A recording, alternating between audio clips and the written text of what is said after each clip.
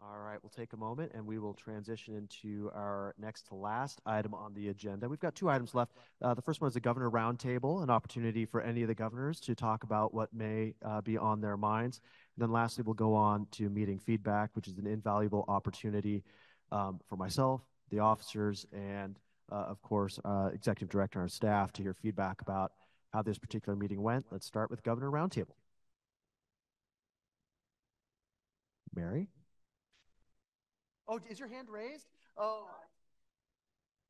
Mary? Thank you, President Abel.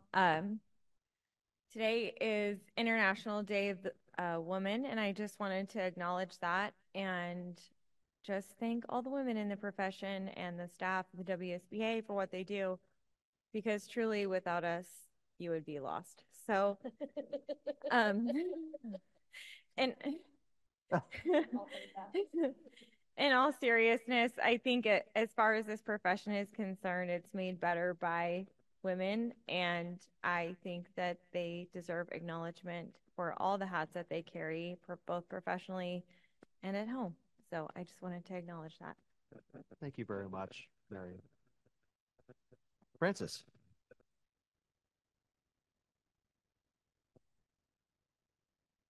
We had the student panel yesterday, and it was really very informative for us and very well presented, and we really appreciate the input from the students. I believe past President Dan Clark has been talking about this issue over and over again, and I think it's time for us to step into action. And that is to be able to make the bar news available to law students without pay. If a bar news, I agree that we don't need to mail it to them. They have to request for it either by email or by any system. If they so request for it, they do not need to pay for us to be able to provide it to law students. I think it's very important for us to be able to do that, because if we really want to look at the future of our profession, that's where we need to look at. That bar news, and also, by the way, it also helped our advertising, because you are providing this bar news to younger lawyers who are the people that advertisers would love to capture. They need that information. I think that I'm going to suggest to E.D. Nevitt to look to see if the staff can look into the fiscal impact of this. As treasurer, I have to always consider that. And if we can have a report at the next meeting with regards to that, I think it's a policy priority that we need to carry out right away. Thank you. Yes, Tara.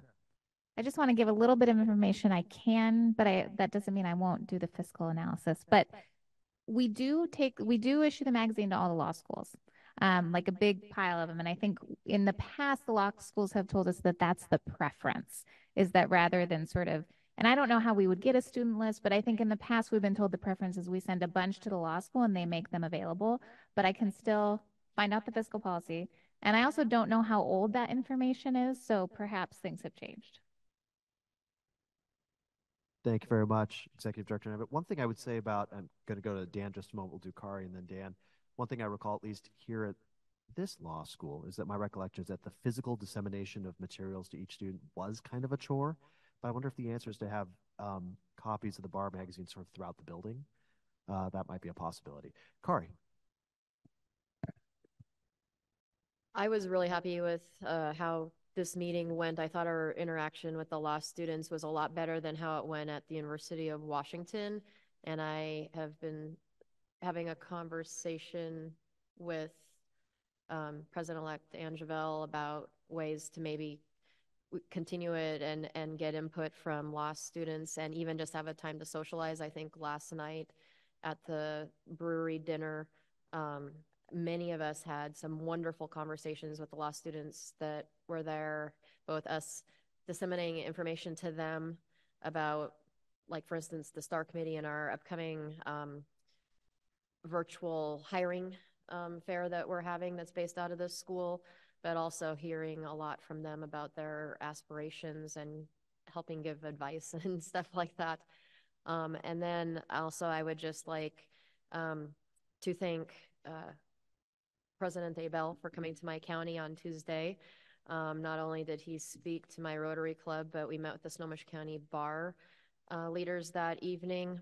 And since he's a frequent visitor to my district, he will be coming with me to many other meetings since I will be going to other counties to visit with them. So thank you. Well, appreciate that. Thank you very much. Let me just kind of riff a little bit off of the interaction with the students. I know we've talked about this before.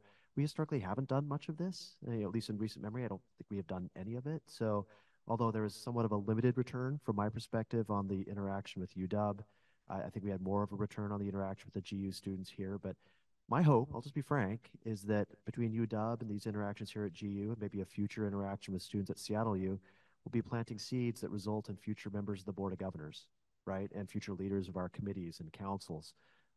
So that's the idea and the hope. Let's go on to Dan.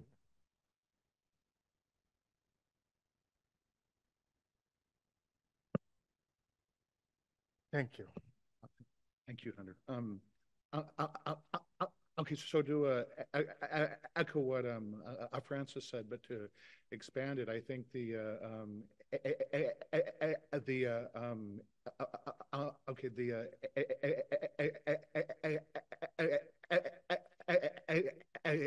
Paragraph 6 should get the magazine as well, and I would really like to have our BOG do the same thing for them we do for the law students. Yes. As far as we should once a year, meet with the law clerks, yes. Students and whatnot. So thank you so much. It's a really good reminder. Thank you very much, Dan. Let's you and I talk offline as we look at the second half of this year.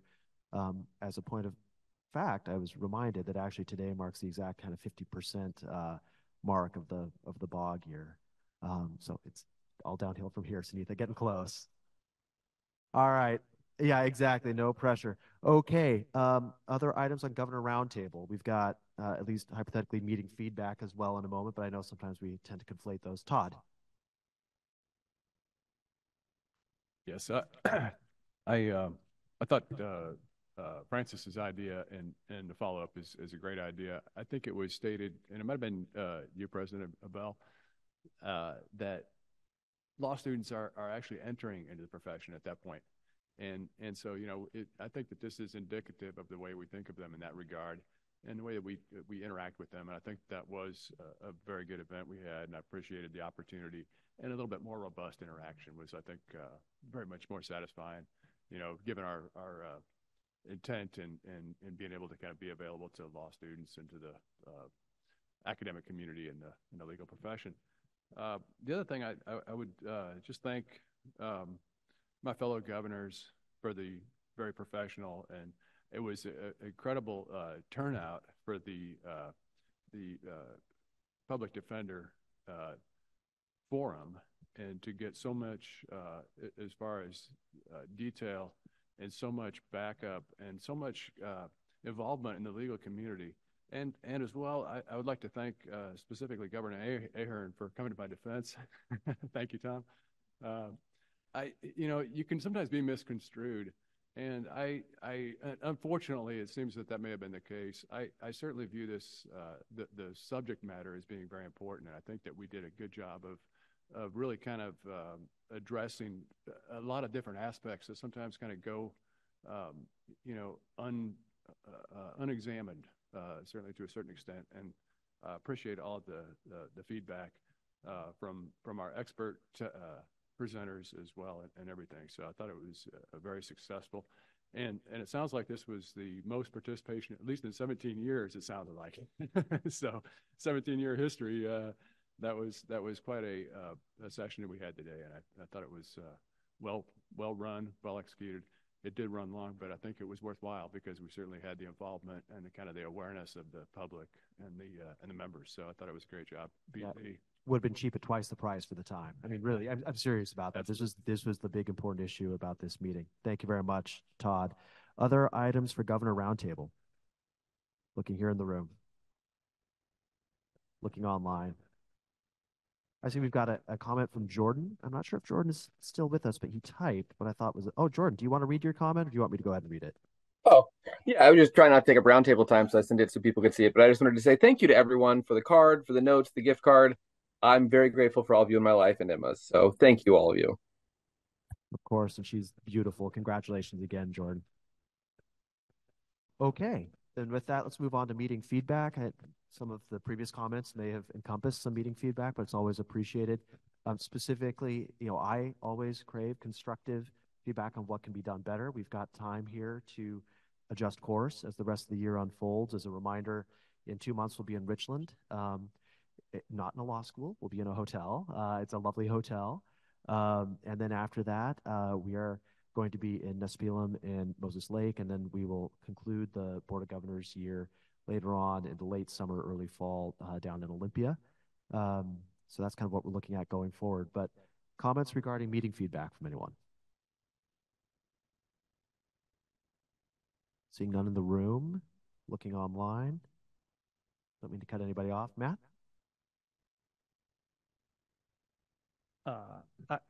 I've never been to Gonzaga before, and so I appreciate having the opportunity to be on the campus. It's lovely here. I think the temperature is a little better than at UW. And they put us in a nicer room. I know there's like audio issues. I think there's going to be something that we need to overcome in every place. I like the idea of us being on a law school and sort of building, at least aspiring to build a stronger relationship with the community, both the professors and the administration, and also students for all the reasons that have been articulated. So, yeah, so I enjoyed that part. Well, appreciate that very much. I think I've got good news on that. First of all, I do want to thank Rex again for persevering, as well as Chris, who is not here, but Chris with Gonzaga University School of Law, who persisted. Now, Rex, correct me if I'm wrong, but what I understand is that we've essentially identified the audio issue, and there is a way that we believe we can go from pretty good, which is what I think we have right now, to maybe darn near exactly what we want if we were to come back here in the future. Okay, he's nodding. I appreciate that. I don't. Thank you very much, Rex. Thank you, Matthew. Any other items on meeting feedback? Seeing none in the room, looking online. Seeing none online. We're done a little bit early. I do want to give some time for people to travel safely. I will note that we will reconvene on May the 2nd down in Richland, Washington at the Lodge at Columbia Point at 9 a.m. Until then, we are adjourned. Thank you all.